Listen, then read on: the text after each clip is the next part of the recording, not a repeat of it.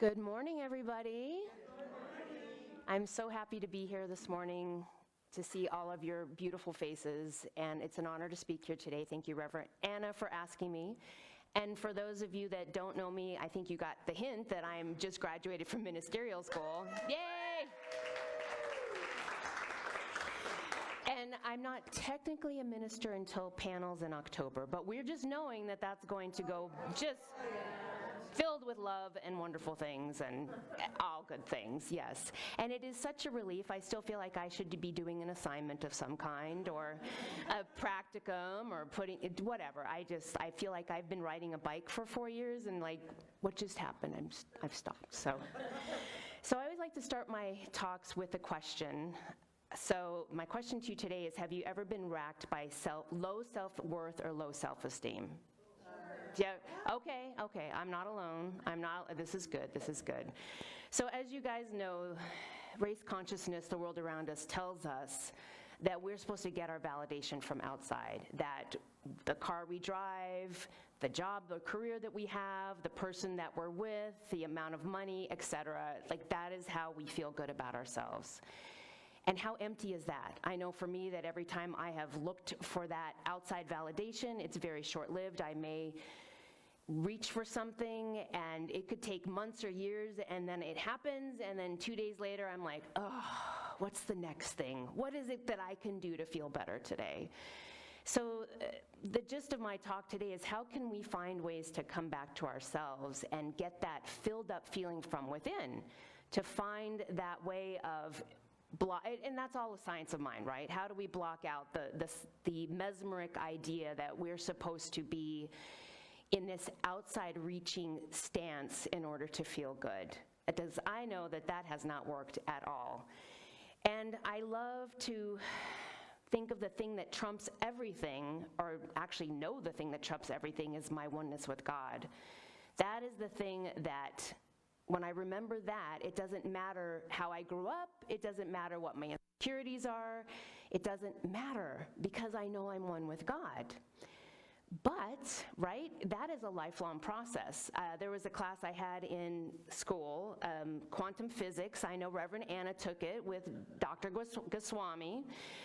And he said that he believed that our journey in this life was to overcome that feeling of separateness and to know our oneness with God, but that it was a lifelong journey to get there. So in the meantime, why not utilize different ways of getting back to nurturing yourself, loving yourself, honoring yourself? And he talked a lot about the chakra system. I don't know why I'm bringing that up, because I didn't plan on it, but he just really...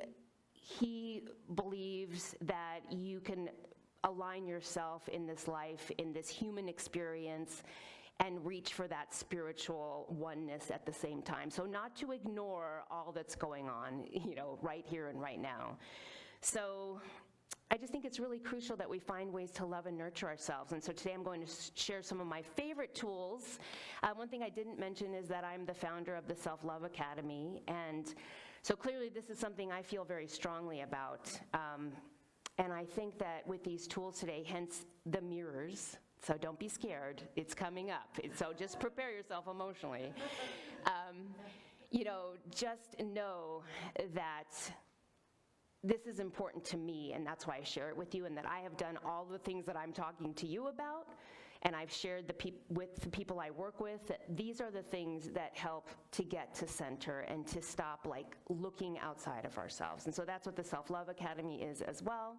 So I thought I would mention that. So I have this wonderful quote from Charles Fillmore, who started Unity.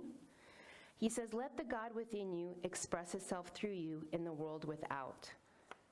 So, as I said, that's easier said than done, right? That is something that is not always easy to achieve. And I think I mentioned a little bit about it. I don't know, maybe not. I've done it in other talks when I was here last year, that my teenage years growing up were not the best. I was 250 pounds, if you can imagine it. In high school, that was not the best situation.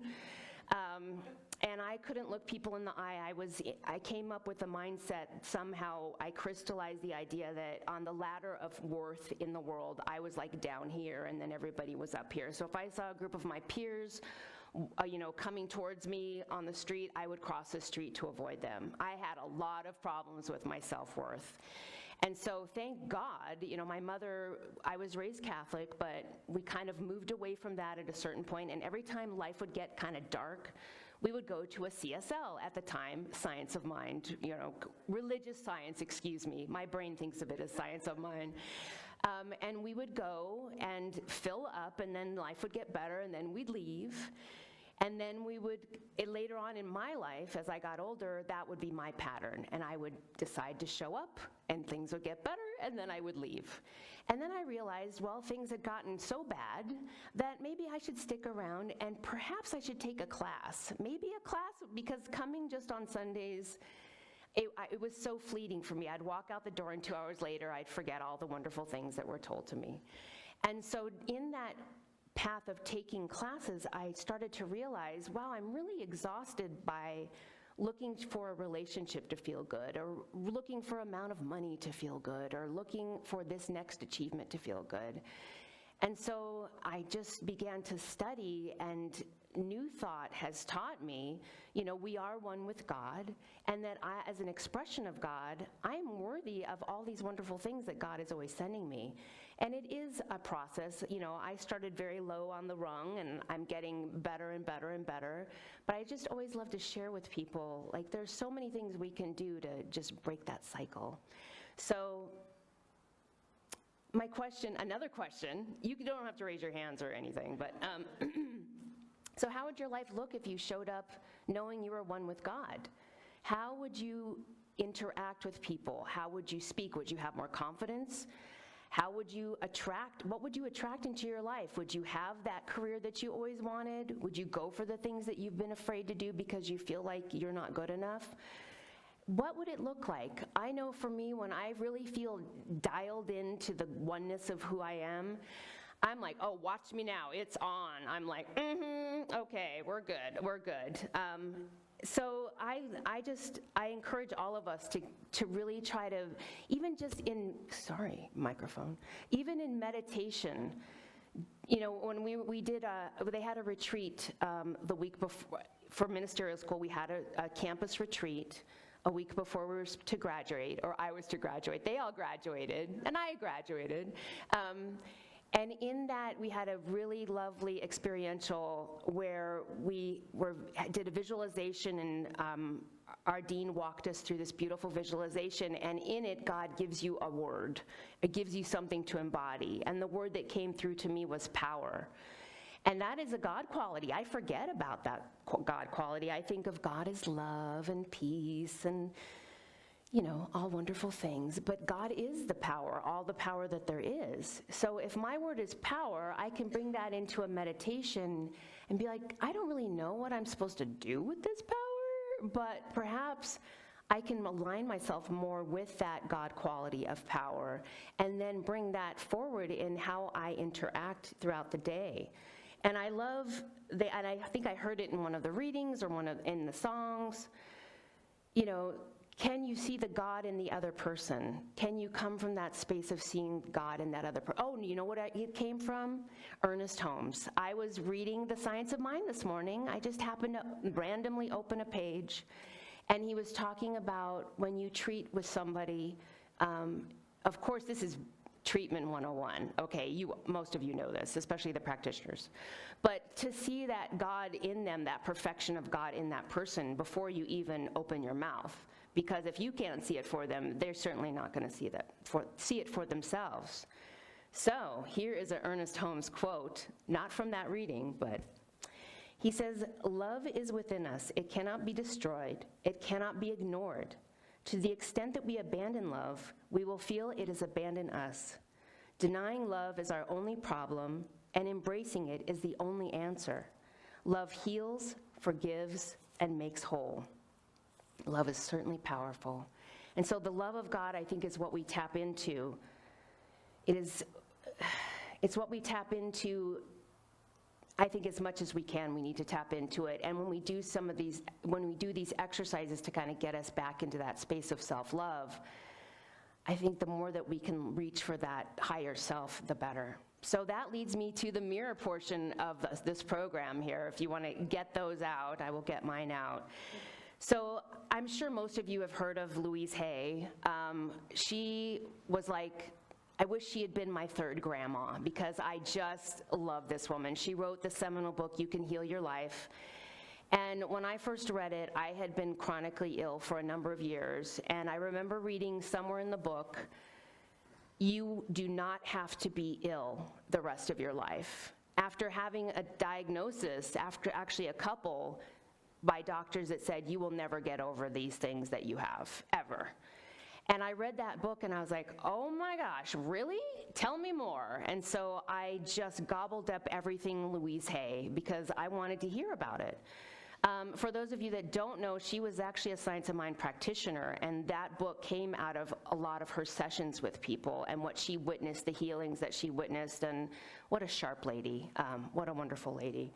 So the mirror work, she also wrote one of many books, a little book called Mirror Work. It's really tiny, I suggest picking it up.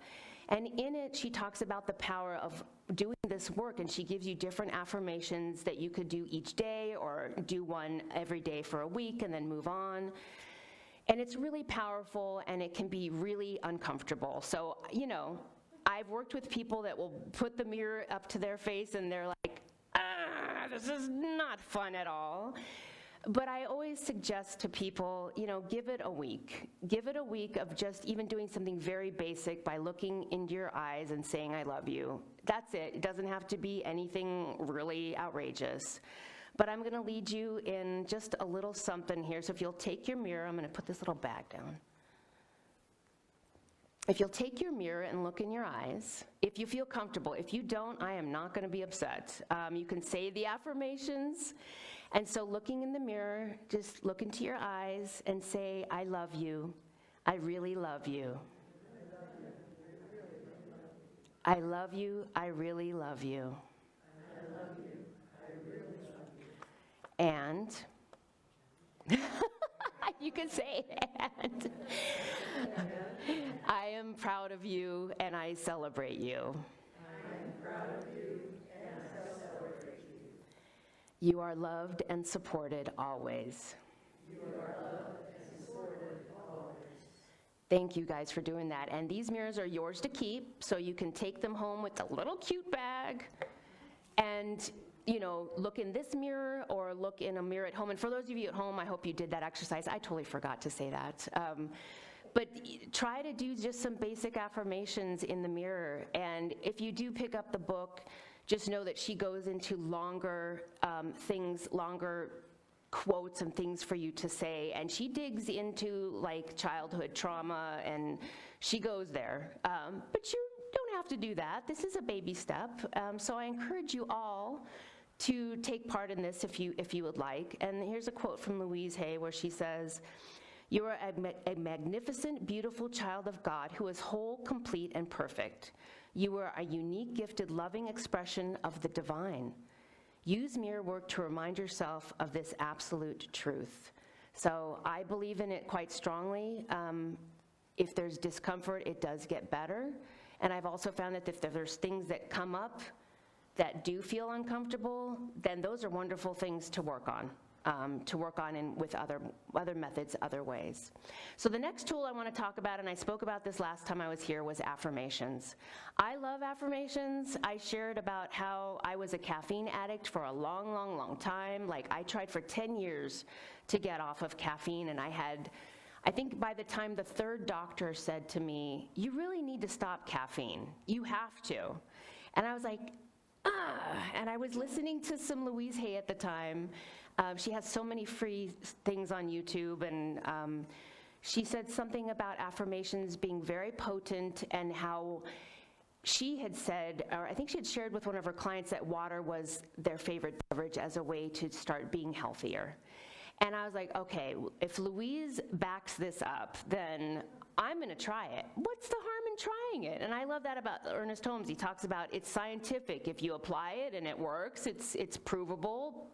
Go for it. So I started saying water's my favorite beverage over and over again for 2 weeks, and by the end of those 2 weeks, I was done with caffeine.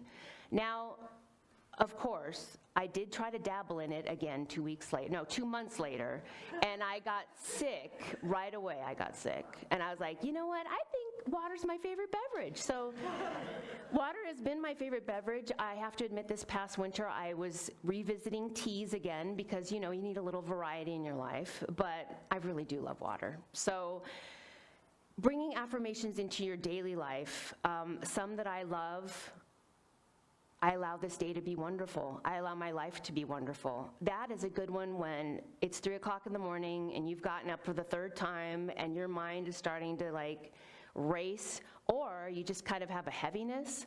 I love to say I allow my life to be wonderful, because then I picture Ernest Holmes talking about the universe sending you wonderful things.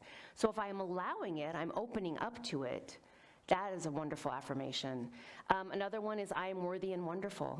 I am worthy and wonderful, especially when we're feeling like, I can't show up as much as strong and as courageous as I'd like to. Well, I'm worthy and wonderful. I can show up strong and courageous because I'm a child of God.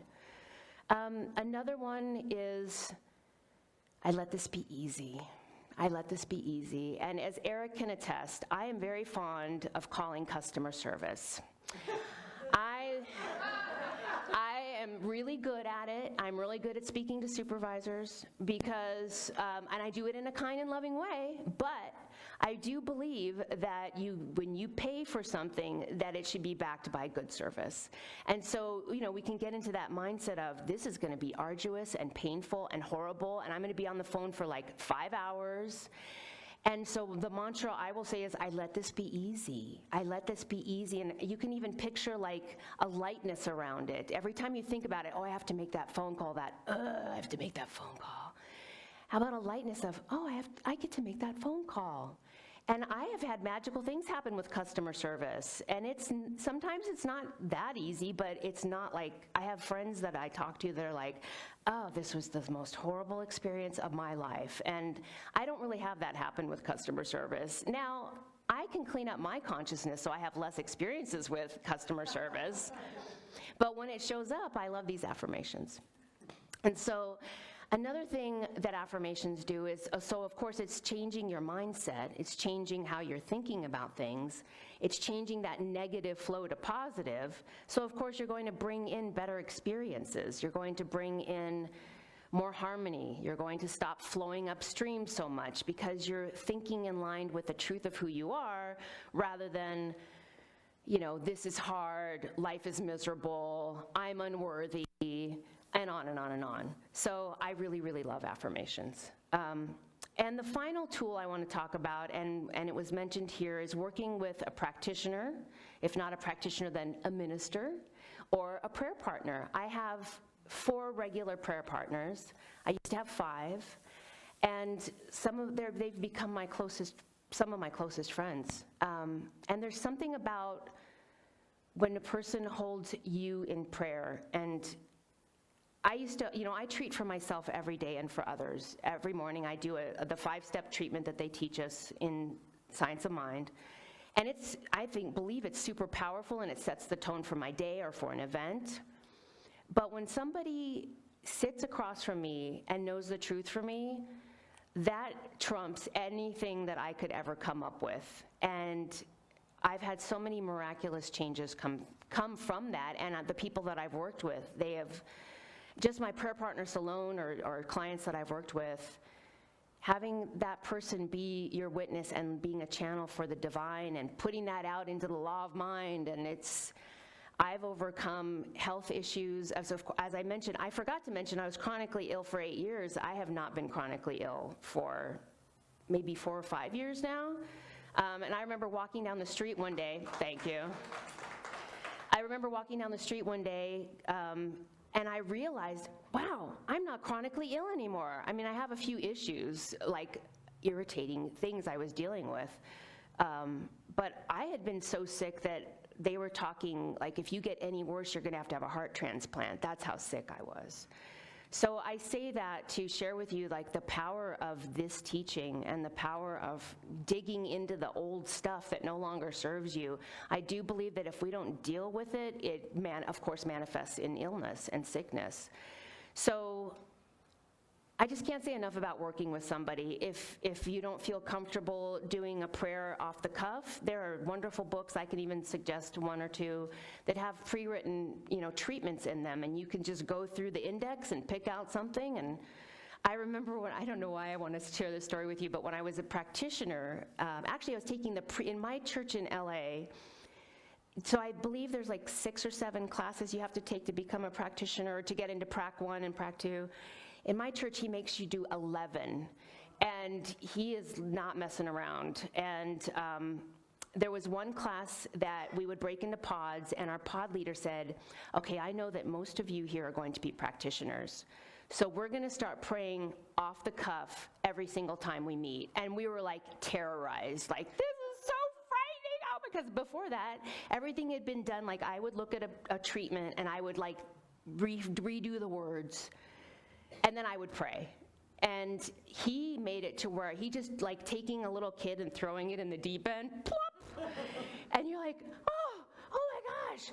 But as every week went on, the prayers became easier, they became more heartfelt. He even had us go through this whole index of different words for God so that we could change it up and not be rote in our prayers. And I really thank him for that, because it's super, super powerful. So I guess what I'm trying to say is it's wonderful if you can pray off just at the drop of a hat, but you can also just pick something that's written, pick something that's already been done, and find somebody that wants to pray with you, or make an appointment with a minister or practitioner. Oh my gosh, it's so wonderful. And most of my prayer partners, I have one set time with one of them every week, and then the rest of them, I purposely seek them out every single week, and they're so happy and so grateful, and I don't feel shy about it. I'm like, you want to pray? And they're like, yes, let's find a way to pray. Because no matter what's happening, even if you're having the best day ever, for me, in my experience, prayer always makes it better. It always clears out that gunk that's keeping us separated from how we show up in the world, that oneness with Spirit. So I want to make sure I don't miss anything.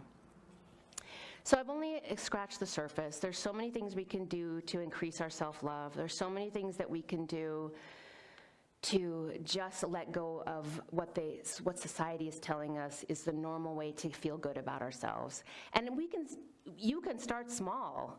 Take a walk, take a bath, go get a massage, put your feet in the grass, take 5 minutes. I started out meditating with 5 minutes in the morning because I just knew that I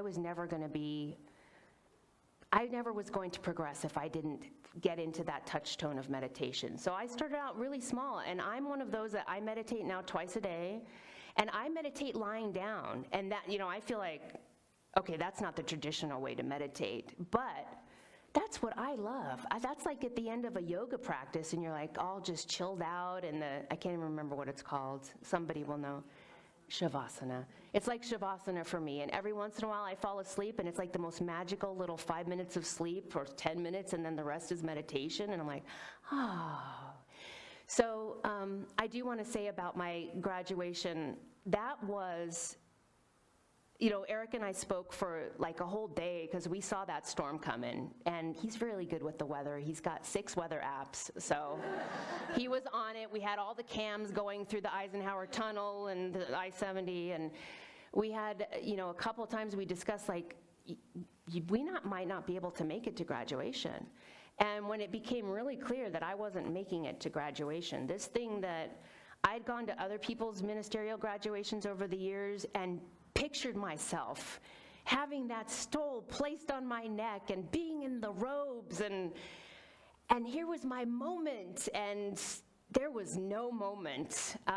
Thankfully, my campus did honor me, and they lit a candle for me and spoke about me, so it was very touching. I got to watch the live stream. But the couple of days that followed, I had to really surrender, and there was pain involved. I got to a certain point where, some of you know that I broke my arm in 8 pieces a year and a half ago, hiking. And I had to tell myself in those 2 days, this is not as bad as when you broke your arm. Like, you need to, get over this. And the reason I share this is because in those 2 days, I was able to pull from my feelings of God connection and my trust in the divine. And Eric and I were able to have a wonderful weekend despite, like, to me, one of the biggest disappointments I've had in a very long time. And, you know, he reminded me that it's all okay. And we had a great time. And then 2 days later, I get to talk to Reverend Anna about honoring me here. I didn't even think of that. It's like, what? Be honored here? I don't know. That was fabulous. That brought me so much relief. But in those couple of days, I had to go pull from that work I'd done on myself, like, you really are a child of God. It's really okay. And that perhaps you were saved from a car accident or some, you know, as we found out, the I-70 was closed in several spots. So sitting in that would have been really not a good thing.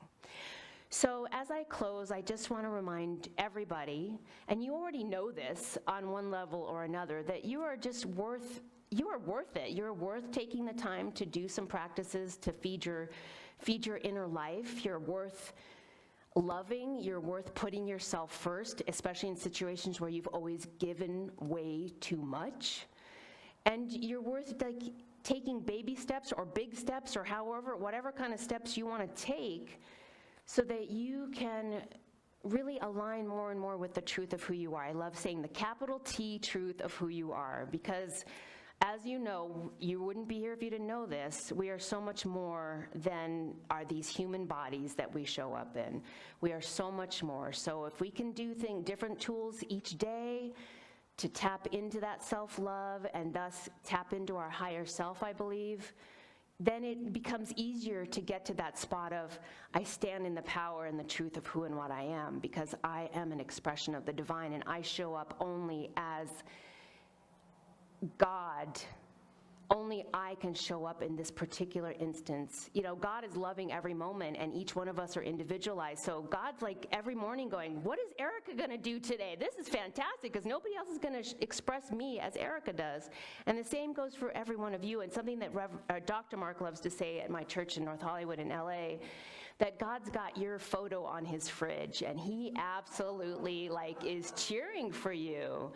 And so the more I can remember that, and what was it that you said when you opened up this morning when we did our prayer about beings of light? Or oh yes, that God is pure light, and thus we are pure light. Pure light, and something about being light beings. And the second she said that, I was like, yes, like I felt it. So I just encourage each one of us to remember to go back to that touch tone, to go back to, gosh, really honoring and loving ourselves, because ultimately in the end, not even in the end, because we're never ending, right? We're infinite.